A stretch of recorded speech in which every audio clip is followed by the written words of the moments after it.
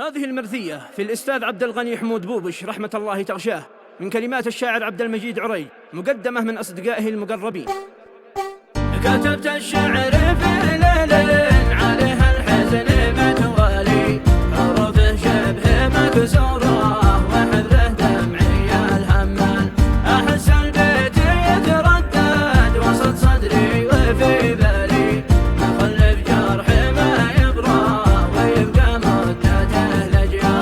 على فرد عزيز القوم هذاك الطيب الغالي، على رمز الوفا حالي تقر الصوت والموال، أبو مازن راح الوقفة بلا توديع وارسالي، عسى مثواه للجنة قبل بخالص الأعمال. علي الله تعظم أجرنا في خير رجالي، مثل عبد الغني بوبش سليل الجود والمدهن، غيبه شبه كابوس يدهمني وانا سالي، اريد اصحى ولكن حقيقه وضعها قدام، ويا وجدي وجد اللي حده الوقت وانهلي، صغير السن لكن حمل حمل يهز جبال، وانني مثل ذئب جارح بطلقة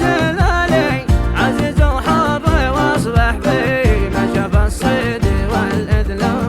علي الله تلهمنا جزيل الصبر يا ولي، وعوضنا خسارة من غيبه يهدم الاحوال، فلو غاب الجسد عنا ثق في دوم ما زالي، تموت النفس لكن الفعل ذكرها فعال. كتبت الشعر